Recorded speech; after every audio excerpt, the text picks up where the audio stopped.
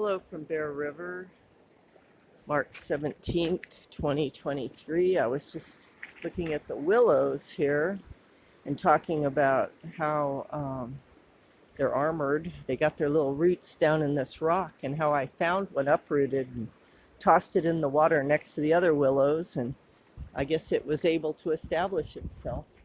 And then I was saying that this area here, the cobble, was recently inundated and it washed the fines away.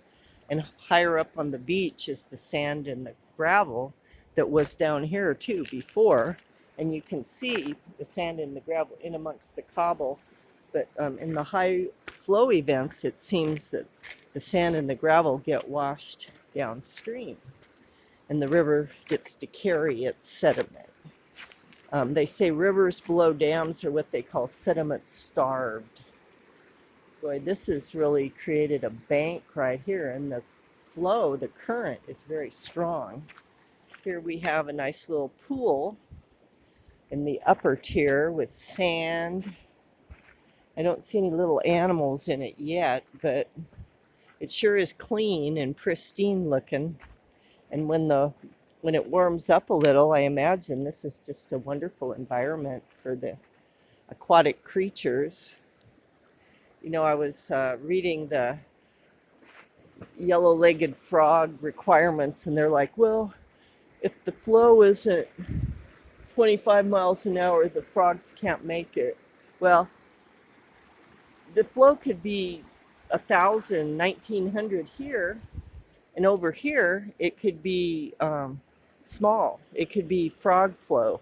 So I was telling Jack Sanchez that a big river can have channels, and they call it stringing or something like that. But anyway, lots of alternate channels and streams that provide that habitat, while the main stem can be carrying a pretty good flow, and that's good for the groundwater, and it keeps the channels energized. So, and this was the original frog pond. When the water goes down, this is where the frog pond is located, and you can actually see in there a little bit interior. This is the area where people used to hang out. It's full of sand right now. I imagine people would enjoy that.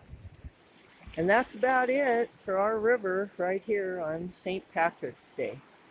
Happy St. Patrick's Day from our beautiful Bear River. Oh, Matakwayas.